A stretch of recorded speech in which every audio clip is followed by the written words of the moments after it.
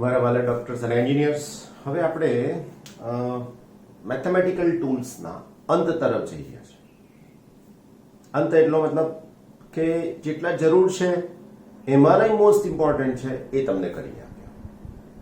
હવે છેલ્લી એક વાત બાકી રહી છે, જેમાં વિકલન જે સમજાયું એનાથી ઊંધી પ્રક્રિયા કે જેને સંકલન કહેવામાં આવે છે. વિકલનમાં શું કર્યું તો કે કોઈ એક ભૌતિક રાશિનો ફેરફાર બહુ જ લાંબો હતો, મોટો હતો, એને બહુ જ નાનો નાનો નાનો નાનો નાનો નાનો નાનો એકદમ નાનો નાનો એટલે કેટલો નાનો તો કે tends to 0, limit tends to 0, delta delta x જે કંઈ હોય એના પ્રમાણે. હવે એ જ વસ્તુના નાના નાના ભાગ પાડ્યા અને એ જ ભાગ ફરીથી પાછા જોડી દેવાની પ્રક્રિયા આવે એને સંકલન કહેવાય. તો અહીંયા આપણે આજે સમજાવવા જઈ રહ્યા છે સંકલન.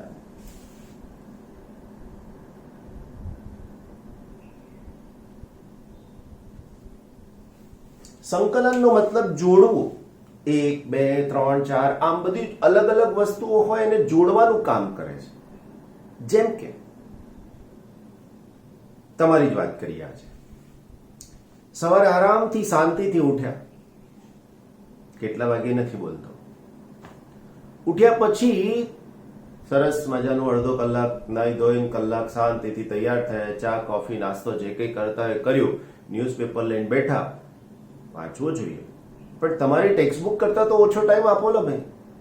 ચાલો પછી વાંચવાની શરૂઆત કરી, અડધો કલાક સવારે વાંચ્યો, અડધો કલાક બપોરે વાંચ્યો, અડધો કલાક સાંજે વાંચ્યું, પછી રાત્રે તો શું કરો છો તમને ખબર છે, કશું કહેતો નથી હું, પણ શું કરો છો અમને ખબર છે.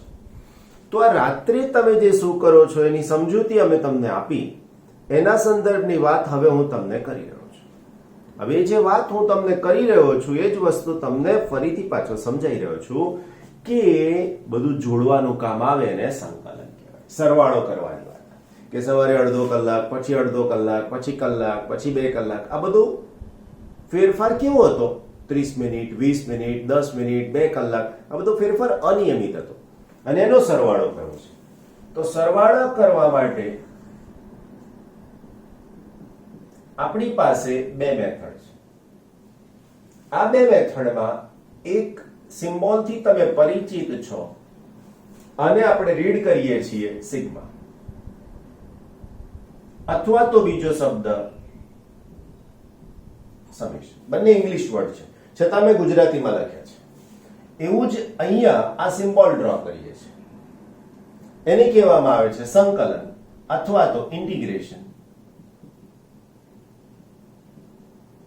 ઇન્ટિગ્રેશન ગુજરાતીમાં આને કહીએ છીએ આપણે સંકલન. તો આ સંકલન અને સિગ્મા બંનેનું કામ એક જ સરખું છે અને કામ સરવાળાનું છે. સિગ્મા ક્યારે યુઝ થાય બચ્ચા ભાઈ? તો સિગ્માનો યુઝ એ મોટા અને અનિયમિત ફેરફાર માટે,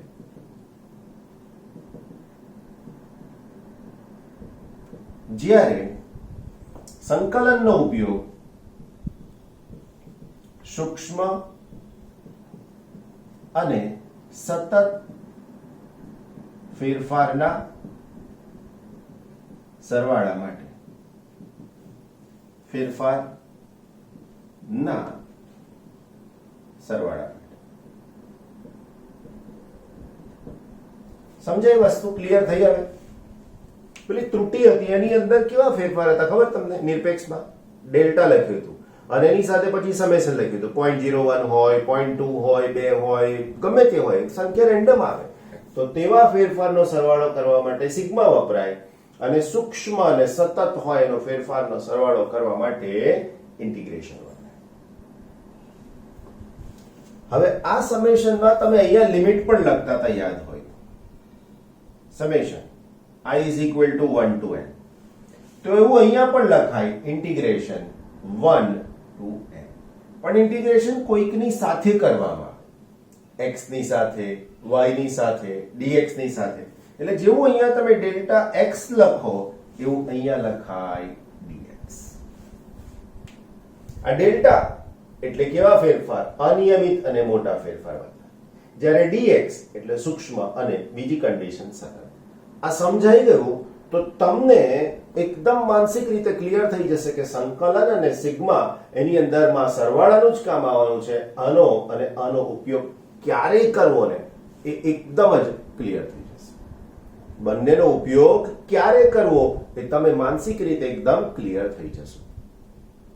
હવે જેમ વિકલનના કેટલાક સૂત્રો હતા એમ સંકલનના પણ કેટલાક બેઝિક સૂત્રો છે અને એની માહિતી આપણને જરૂર છે. ફરીથી સંકલનના પણ બેઝિક સૂત્રો છે અને એની પણ માહિતી આપણને આવશ્યક છે. રાઈટ. મારી વાલી બચ્ચા પાટી. હવે આ નંબર 1 પહેલું સૂત્ર integration x raised to n dx is equal to x raised to n plus 1 upon n plus 1 plus c. આ c એ સંકલનનો અચળાંક છે. જ્યાં c બરાબર સંકલનનો અચળાંક. રાઈટ. હવે આ સંકલનનો અચળાંક શું છે મને ખબર નથી. નોર્મલી આનો ખાસ ઉપયોગ મેથ્સમાં થાય. ફિઝિક્સમાં તો લિમિટેડ વસ્તુ આવશે આ પદની સાથે, એટલે મોટા ભાગે આપણે c ને નહીં જ લખીએ. ફરીથી મોટા ભાગે c ને લખીશું જ નહીં. એટલે તમે આ c કાઢી નાખશો ફિઝિક્સમાં તો પણ તમને કોઈ જ માથાકૂટ નહીં થાય. કાઢી નાખવો હોય તો કાઢી શકો છો. નોર્મલી કાઢી જ નાખીશું. બહુ જ જવલ્લે, બહુ જ જવલ્લે એટલે 100 એકાદ બે વખત c ને લઈશું, કારણ કે અચળાંક છે. બીજું, હવે આની અંદર કન્ડિશન છે. કઈ કન્ડિશન? તો લખાય છે જ્યાં n is not equal to -1. n ની કિંમત -1 ન જ હોવી જોઈએ. નહીં તો શું થાય એ પણ સમજીશું. બરાબર. હવે આની સાથે રિલેટેડ કેટલાક ઉદાહરણ સમજવાની કોશિશ કરીએ. તમને આવડી જ ગયા છે. Integration x raised to 2 dx. આપણે 1 થી જ શરૂઆત કરીએ. ચાલો, ઇન્ટિગ્રેશન x dx આવું છે. હવે આની ઉપર કશું જ નથી, એનો મતલબ શું થયો? તો integration x raised to 1 dx. કોઈ પણ ની ઘાત કશું જ નથી લખી એટલે એક તો છે જ.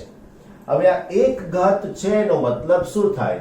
તો કે ઇન્ટિગ્રેશન નો જવાબ આ સૂત્ર પ્રમાણે લખું તો x raised to 1 plus 1 divided by 1 plus 1. Answer થઈ શકશે x raised to 2 divided by 2. કોઈને એમ છે કે મારે c લખવો છે, લખો, કોઈ ના નહીં પાડે, પણ મેં કીધું એ પ્રમાણે જરૂર નથી. Integration x raised to 2 dx. Integration direct જ છે તો હવે હું ડાયરેક્ટ જ આન્સર મૂકી દઉં છું મારા વાલાઓ. x raised to 2 2 plus 1 upon 2 plus 1. તો અહીંયા થઈ જશે x raised to 3 upon 3. આ લખવું એટલે લખાયો પાછું 2 plus 1 તો x raised to 3 upon 3. That's it. Okay. એના જેવું જ લખું છું x raised to 1 by 2 અને dx. તો હવે આની અંદર આવશે x raised to 1 by 2 plus 1 upon 1 by 2 plus 1. તો હવે આનો જવાબ શું થશે? તો x raised to 1 by 2 plus 1 તો બે અહીંયા જશે તો અહીંયા આવશે 1 plus 2 by 2 અને અહીંયા પણ 1 plus 2 by 2 is equal to x raised to 3 by 2 upon 3 by 2. હવે આ બે ઉપર લઈ જાવ, આગળ બધું ગણિત છે, ચાલ્યા કરે. અહીંયા આટલો આપણો જવાબ થઈ ગયો. Integration x raised to -1 by 2 અથવા તો ઓકે માઇનસ ની જગ્યાએ પ્લસ લઈ લો, પ્લસ ને 3 by 2 કરો એટલે તમને કંઈક નવું મળે દર વખતે. આ 1 by 2 ની સાથેનો જવાબ મળી ગયો, આ કંઈક નવું લાયા આપણે. તો x raised to -1 by 2 sorry -3 by 2 plus 1 upon -3/2 + 1. Right? તો હવે શું થશે? તો હવે થઈ શકશે x⁻², અહીંયા આવશે એટલે -3 + 2/2 ડિવાઇડેડ બાય -3 + 2/2. તો આના આન્સરમાં વાલા પાર્ટીઓ x⁻²-1/2 અને અહીંયા પણ -1/2. હજુ આનું સાદુરૂપ આપું તો આવું થઈ જશે -x⁻²-1/2/2. સોરી, આ બે ઉપર જશે એટલે અહીંયા આવશે -2. છેદમાં તો 1 રહેશે. આ એક લખો કે ના લખો કોઈ મતલબ નથી. પાછું તમારે આને નીચે લઈ જવું હોય તો લઈ જવાય, હે ને? તો આવું થાય -2/x⁻². કોઈ ઘાત ઉપર છે એને છેદમાં લઈ જાઓ તો આ જે ઘાતની સંજ્ઞા છે એ બદલાઈ જાય. અહીંયા માઇનસ છે, નીચે જાય તો પ્લસ થઈ જાય. તો આ રીતે સંકલનના એક્ઝામ્પલ સમજાવી શકાય. ક્લિયર થઈ વાત? ફોટો પાડી લો, સ્ક્રીનશોટ, બરાબર, અને પછી લખી લેવાનું.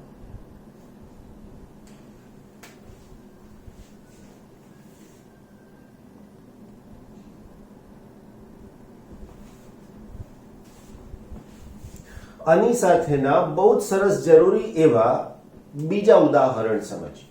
જેમ કે ઇન્ટિગ્રેશન x² + 2x dx આવું છે. તો હવે આ dx આની સાથે નાની સાથે ગુણાશે, સંકલન પણ બંનેને લાગુ પડશે, બરાબર? તો એની અંદર શું થાય? તો કે integration x² dx plus integration 2x dx, બરાબર? હજુ પણ આને પદને લખી રહ્યો છું, integration x² dx plus 2 integration x dx. હવે આનું સંકલન આ નિયમ પ્રમાણે કરવાનું, બરાબર? જો એ નિયમ પ્રમાણે હું સંકલન કરીશ તો અહીંયાથી x² છે, નિયમ પ્રમાણે x⁻² + 1/2 + 1 પ્લસ આ બે એમના એમ જ રહેશે. x ની એક ઘાત છે તો અહીંયા હું લખીશ x⁻1 + 1/1 + 1. હજુ જવાબમાં આગળ જઉં છું.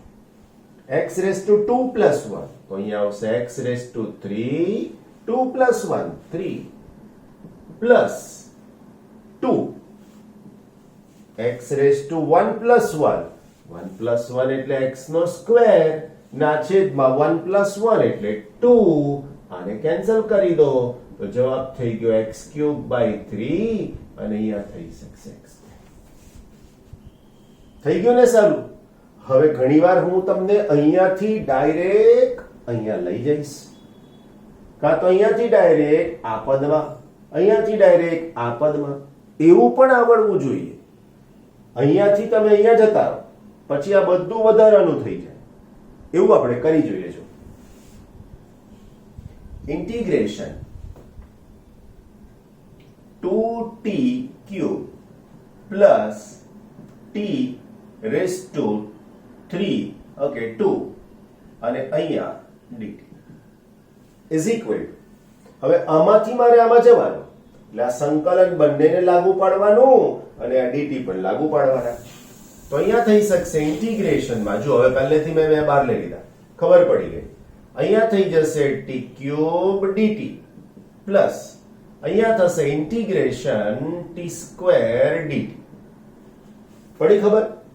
હવે શું થાય તો કે હવે આપણું મગજ બરાબર કામે લગાડી દેવાનું. બે ના બે, t ની ઘાત 3 છે, નિયમ પ્રમાણે અહીંયા જોવાનું 3 + 1 એટલે ડાયરેક્ટ t⁻⁴ ડિવાઇડેડ બાય 3 છે તો 3 + 1 શું થઈ જશે?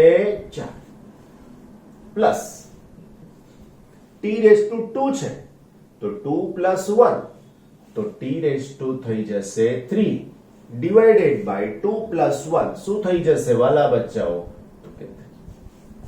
હવે તમે ગણિત વાપરો, કઈ વાંધો નથી, 2 તો આનો આન્સર થઈ જશે t⁴/2 પ્લસ t⁵3/3. આ આપણો લાસ્ટ આન્સર થઈ ગયો. બરાબર કે નહીં? હવે આવા ગમે તેવા પદ આવે, ગમે તેટલા આવે, તમારે ટેન્શન લેવાનું રહેતું નથી. ડાયરેક્ટ જ સિસ્ટમ, એક જ સૂત્ર અને એના ઉપરથી આગળ વધ્યા કરો. આમાં જેટલી વાર જેટલા પદ આવે બધામાં સેમ મેથડ કરવાય. સમજાય છે?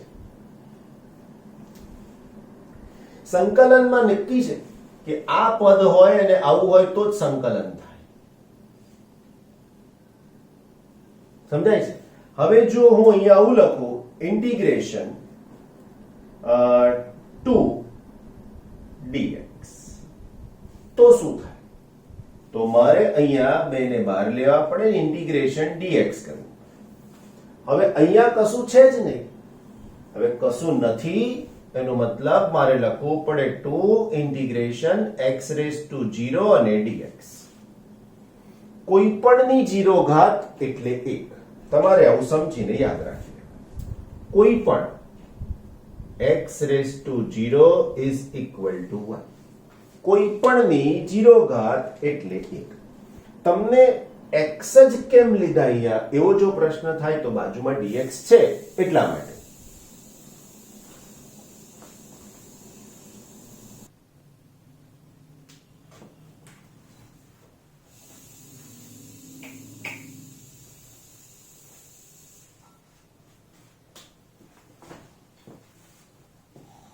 ઓકે, અહીંયા x ની 0 ઘાત હતી એવું કીધું આપણે. હવે 0 ઘાત છે તો જો હું એને નિયમ લાગુ પાડું તો 2 into x⁻0 plus 1 upon 0 plus 1.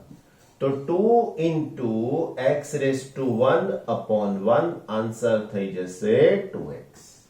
બરાબર? એનો મતલબ કે કશું જ નથી તો એનું સંકલન આ જે પદ છે ને એ આવે છે. આ તો બે બહારના અચળ જ છે. અહીંયા dx છે તો સંકલન શું થઈ ગયું? x.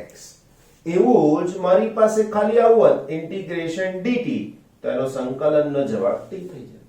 ઇન્ટિગ્રેશન પછી લખીએ છીએ પાછા બીજા સૂત્રો, હે ને?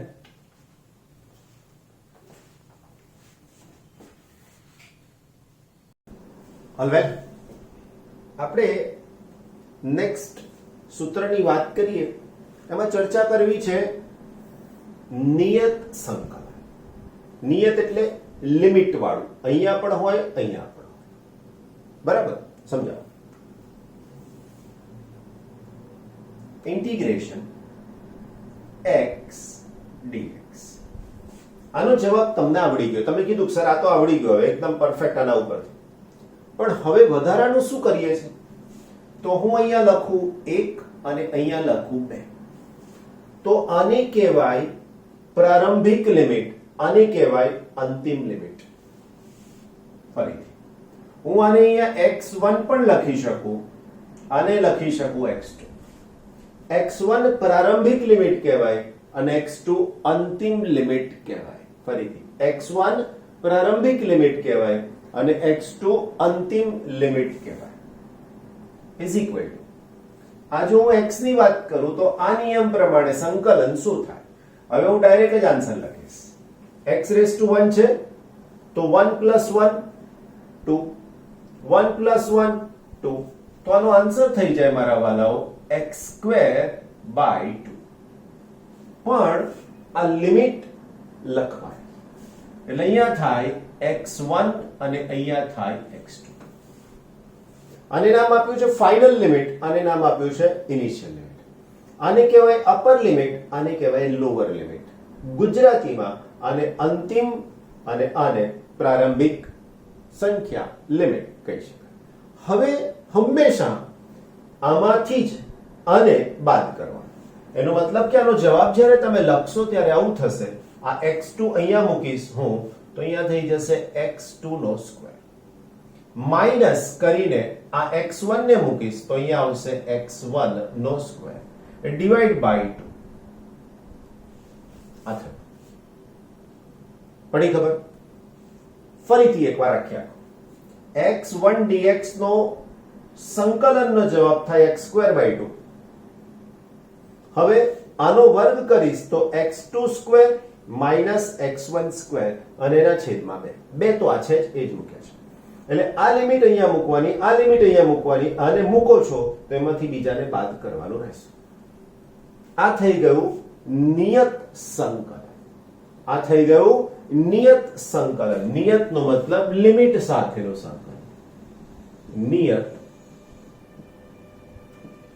સંકલન. સમજાઈ ગઈ વાત? નિયત સંકલનનો મતલબ એની સાથે આ લિમિટ આવતી હોય છે. બીજું પણ આવું એક પદ સમજાવો. Integration t² plus 3dt 0 to 1. તો સૌથી પહેલા મારે શું કરવું જોઈએ? તો ઇઝ ઇક્વલ ટુ આની સાથેની વાત.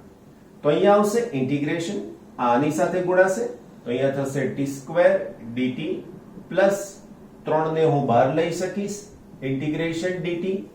લિમિટ આની જેમ આપણને આપેલી છે તો અહીંયા લખીશ 0 થી 1, અહીંયા પણ લખીશ 0 થી 1. બરાબર? હવે જો હું આ લિમિટ લખી દઈશ તો આનો જવાબ t² છે તો આનો જવાબ થઈ જશે t³/3. નિયમ આનો આ જ છે, 2 છે, 2 + 1 2 + 1, t³/3 0 to 1 પ્લસ 3 dt નો આન્સર t. શીખવાડ્યું તું ને? પોઝ કરી પાછા જાઓ કે આ dt નો જવાબ t કેમ આવ્યો. હમણાં થોડી વાર પહેલા x માટે શીખવાડ્યું. બરાબર? ફરીથી એકવાર કરાવી દઉં. જો ઇન્ટિગ્રેશન dt એવું ત્યાં શીખવાડ્યું હતું કે કશું નથી તો મારાથી t⁻0 મુકાય. t⁻0 નો મતલબ થાય 1. એટલે અહીંયા કશું નથી એટલે એક છે એટલે t⁻0. આનો જવાબ આના પ્રમાણે શોધીશ તો અહીંયા થશે t⁻0 + 1 અને અહીંયા થશે 0 + 1 t⁻1/1 અને આ t થઈ ગયું. એટલા માટે આનો જવાબ t. હવે પાછી લિમિટ મૂકી દઈએ 0 to 1. isn't it? now હવે આપણી પાસે આ જે સમજૂતી છે એનો થોડો ઘણો ઉપયોગ કરીએ. તો હું ઇન્ટિગ્રેશન કરીશ આનો તો આનો મને આન્સર શું મળશે વાલા બચ્ચાઓ? તો t³ 1 મૂકવાના, છેદવાળા 3 તો રાખીશ જ. અહીંયા એક વખતે 1 મૂકીશ તો અહીંયા આવશે 1 -0. તમે કહેશો સર ઘન કઈ ગયા આના? લો ઘન મૂક્યા બસ. 0 નો ઘન, હાલો 0 નો ઘન. 0 નો ઘન તો 0 થાય ને 1 નો ઘન પણ 1 જ થાય. પ્લસ 3 આ 1 -0. આનો જવાબ શું થાય? તો આનો જવાબ આ તો 0 થવાનો જ છે તો આનો જવાબ 1/3 પ્લસ 3. That's it. કારણ કે આ 0 થઈ ગયું, 3 આની સાથે ગુણાશે એટલે 3 થઈ ગયું. બસ વાત પૂરી. સમજાય ને? આવું સહેલું સહેલું ગણિત આપણને ઉપયોગમાં આવવાનું છે. હવે આ જે સંકલન થઈ ગયું એ કેવું કીધું? નિયત સંકલન. નિયત એટલે લિમિટ વાળું, જ્યાં તમારે આ જે મૂકો છો એને પ્રારંભિક લિમિટ કહેવાય, આ જે મૂકો છો એને અંતિમ લિમિટ કહેવાય. આવું બધું બહુ વખત આવ્યા કરશે. આપણે શાંતિથી વિચારીને સમજીને કામ કરશો. જ્યારે આવશે ને ત્યારે પાછો સાઈડમાં સમજાવીશ આવી રીતના. પણ મગજમાં છે તો એ કામ થશે. બરાબર છે? મગજમાં ના હોય, આજ પહેલી વાર આવતું હોય તો તકલીફ પડે આપણને. એટલા માટે આ એક રૂટીન સમજાવી દીધું. હવે આવું 5 વાર આવે, 50 વાર આવે, 500 વાર આવે, મગજમાં ઠસાઈ ગયું છે એટલે તરત જ જવાબ થઈ જશે. બરાબર? ઓકે. હવે તમને જે એક હિન્ટ આપી હતી કે આ સૂત્રની અંદર -1 નહીં લેવાનું. માણસનો સ્વભાવ છે આ નહીં કરવું તો એને બહુ મજા આવે છે ને. અત્યારે તમને એમ કહેવામાં આવે કે મોબાઈલમાં માત્ર લેક્ચર જોવાના, પણ મજા આવે છે. શું કહેવા માંગુ છું સમજાઈ ગયું ને તમને? ઓકે મારા વાલાઓ. તો આ સૂત્ર આની અંદર મૂકવાની કોશિશ કરીએ. જો નવું કંઈક મળી રહ્યું છે તમને. સૂત્ર નંબર 2. બરાબર? આ પહેલું સૂત્ર છે ને. હવે બીજું સૂત્ર આવી રહ્યું છે, જોઈ લેજો. ઇન્ટિગ્રેશન x⁻1 એટલે હું લખીશ 1/x dx is equal to ln x. તમે કહેશો વળી આ એકદમ આવું કેમ આ નિયમ આને લાગુ ના પડ્યો? સમજાવો.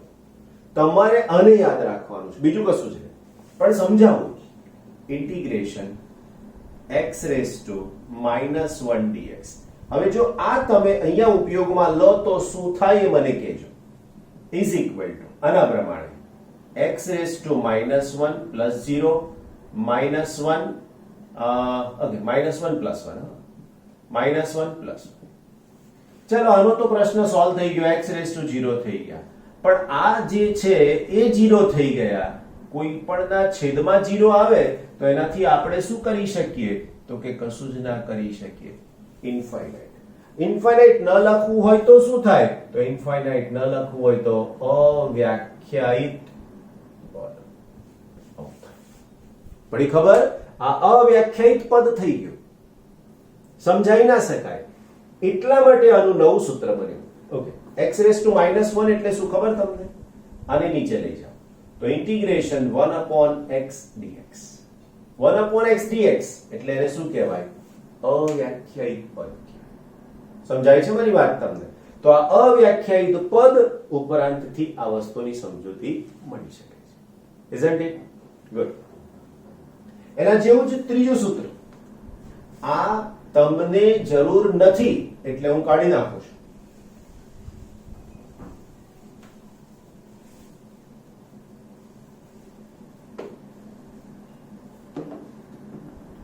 વલો આગળ મેં તમને વિકલનમાં e રેઝ ટુ x નું વિકલન શીખવાડ્યું હતું. e રેઝ ટુ x નું વિકલન e રેઝ ટુ x જ થાય એવું કીધું હતું. તો અહીંયા એ e રેઝ ટુ x છે ને એવું જ છે યાર. Integration e raise to x dx, તો એનો જવાબ પણ e રેઝ ટુ x જ થાય. ભયંકર છે, કશું જ ના થાય. એ બિલકુલ તમારા જેવું છે. વાંચવાનું કીધું એટલે વાંચવા બેસી જ જાય. મોબાઈલમાં ગેમ રમવાનું કીધું એટલે મૂકી જ દે મોબાઈલ, એમ ગેમ રમે જ નહીં. સાચી વાત છે ને તમારા બધાની? એવું જ કરો છો ને? હશે છે પાછા. Okay, so e raise to x નું વિકલન શું થશે? e raise to x. આમાં કશો જ ફેરફાર થાય નહીં. કરેક્ટ? તો આ ક્યારેક ઉપયોગમાં આવતા સૂત્રો છે. આ મેક્સિમમ ઉપયોગમાં આવતા આપણા સૂત્રો છે. રાઈટ? હવે આપણી પાસે બીજા સૂત્રો. Integration sin x sin theta d theta is equal to minus cos theta. એવી જ રીતે integration cos theta d theta is equal to sin theta. Integration tan theta d theta is equal to, તો એનો જવાબ થઈ શકશે tan theta નું સંકલન. ભલે બચ્ચો બેઝિક ના પણ બેઝિક સૂત્રો છે, બહુ જ ઓછામાં ઓછા લખાવે છે, કન્સેપ્ટ ક્લિયર થાય. બધા બહુ છે, થાકી જવાશે. પારિમાણિક સૂત્રો જેવું બધા અઢળક છે, પણ આપણે ફિઝિક્સમાં શું શીખવાડ્યું છે કે દિવ્ય સર તમને એટલી જ માહિતી આપશે કે જેટલી જરૂરી છે. ગણિતની સાથે રિલેટેડ ફિઝિક્સ તો ભરીને આપશે, લઈ જ જવાનું. રાઈટ? તો આપણે શું કહેવા માંગીએ છીએ કે ગણિતનો જે ફંડામેન્ટલ પાર્ટ હતો વિકલન અને સંકલનનો, મને એક અઠવાડિયા સુધી સતત તમારી પાસેથી આ કામ રોજ જ જોઈશે. બરાબર? આજનું કામ તમે 3 ટાઈમ્સ કરી દીધું. હવે એ જ વસ્તુ રોજ એક અઠવાડિયા સુધી, 1 ટાઈમ, રોજ એક અઠવાડિયા સુધી. નવું છે આપણી પાસે, આને કમ્પલસરી લર્ન કરવું પડશે તો તમારું ફિઝિક્સ मजबूत થશે. દાખલા જેને ડર કે છે ને, એ ડર के आगे जीत है क्योंकि हमारे पास मैथ्स है, फिजिक्स के साथ में रिलेटेड. આવડશે જ, બરાબર? તો જ કામ થશે તમારું. બાકી તમે એમ માની લેશો કે આપણે ચાલી ગયા, નહીં ચાલે. ઓકે, હવે થોડા કન્વર્ઝન શીખી લઈએ. જે લોકોને ભૂલો પડે છે ને, કન્વર્ઝન આવડી જાય એટલે આપણે રાજા. બસ કામ કરો, તૈયારી કરો, આગળ વધો. થોડા કન્વર્ઝન એક લંબાઈની સાથે અને બીજા દળની સાથે. સમયના કન્વર્ઝન તો આવડે જ છે, એવું સમજી લો. પછી ન્યૂટન ડાઇન, પછી જૂલ અર્ગ વાળા, એવા થોડા કન્વર્ઝન અહીંયા લખી દઉં જે બેઝિક છે. બેઝિક નો મતલબ આવડે જ તમને, એના જેવા કરવા છે. રૂપાંતરોની વાત કરીએ આપણે. બરાબર? સૌથી પહેલા લંબાઈના રૂપાંતર તમને આવડે જ છે, પણ યાદ કરી લઈએ. 1 સેન્ટીમીટર એના મીટર થાય 10⁻², એના કિલોમીટર થાય 10⁻⁵. હું તમને નાનામાંથી મોટા જ રૂપાંતરણ શીખવાડીશ. મોટામાંથી નાના તમને આવડે જ છે. એના જેવું 1 મીટર 10⁻³ કિલોમીટર, તો આ રૂપાંતરણ થયું. બરાબર. સીધું તમને ખબર છે કે 1 કિલોમીટરના મીટર કેટલા થાય? તો કે 1 મીટર હોય તો એના સેન્ટીમીટર કેટલા થાય? રાઈટ. એના જેવું છે. એના પછી 1 millimetre is equal to 10⁻⁻1 centimeter is equal to 10⁻³ meter is equal to 10⁻⁶ kilometer. આ બેઝિક રિક્વાયરમેન્ટ છે આપણી બધી. આ બધા માટે જવાબદાર શું છે હું અહીંયા લખી દઉં છું. પછી શું જવાબદાર છે? તો નંબર 1 મીટર બરાબર 100 સેન્ટીમીટર. 100 એટલે 10⁻². 1 મીટર બરાબર 1000 મિલીમીટર બરાબર 10⁻³ મિલીમીટર, 10⁻² સેન્ટીમીટર. 1 કિલોમીટર બરાબર 10⁻³ મીટર બરાબર 10⁵ સેન્ટીમીટર બરાબર 10⁶ મિલીમીટર. આ સીધું મોટામાંથી નાનામાં કન્વર્ઝન ઘાત જોઈ લો, બધી પ્લસ છે. છોકરાઓને આમાં તકલીફ નથી પડતી. બોયઝ એન્ડ ગર્લ્સ, તમને આમાં તકલીફ નથી પડતી, તમારી તકલીફ આ છે. રાઈટ. બીજું, એરિયા, ક્ષેત્રફળ 1 મિલીમીટર સ્ક્વેર. 1 millimetre square. આનો સ્ક્વેર કરીશ તો અહીંયા જઈશ તો 10⁻² centimetre square is equal to 10⁻⁶ meter square. એનાથી આગળ 1 centimetre square is equal to અહીંયા 10⁻⁴ મીટર સ્ક્વેર. કોઈ તકલીફ, કઈ પણ મુશ્કેલી હોય રિવાઇન્ડ કરો, આની સાથે મેચ કરો અને અહીંયા પાછા. તો આ બધું શેની સાથે થયું? લંબાઈની સાથેના રૂપાંતરણમાં થયું. ક્ષેત્રફળ આ બંને હતું ક્ષેત્રફળની સાથે. હવે આવશે કદ. કદમાં 3 પરિમાણ, લંબાઈ, પહોળાઈ, ઊંચાઈ. તો હું અહીંયા લખું 1 મિલીમીટર ક્યુબ. 3 આવે ને? is equal to, અહીંયાથી જ જઈ રહ્યા છીએ, ધ્યાન રાખજો. હવે આનો ઘન કરવાનો. 10⁻³ સેન્ટીમીટર ક્યુબ 10⁻⁹ મીટર.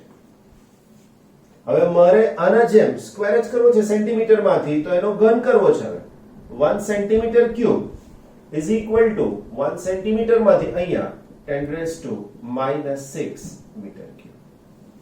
તો આ માત્ર ને માત્ર લંબાઈના કન્વર્ઝન થયા, જેમાં અહીંયા આવ્યું ક્ષેત્રફળ, અહીંયા આવ્યું કદ.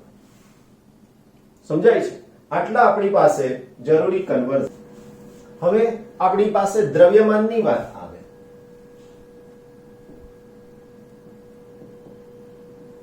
દ્રવ્યમાન એટલે દળ.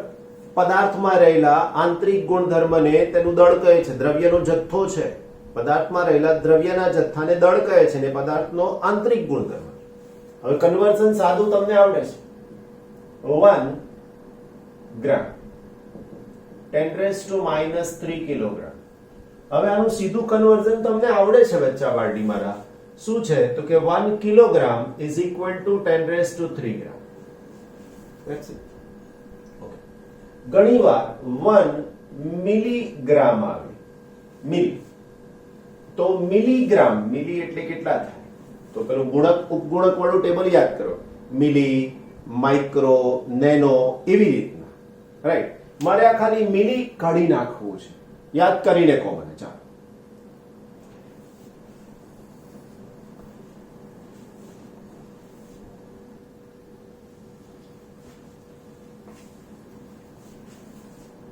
જવાબ મળ્યો 1 મિલીગ્રામ 10⁻³ ગ્રામ.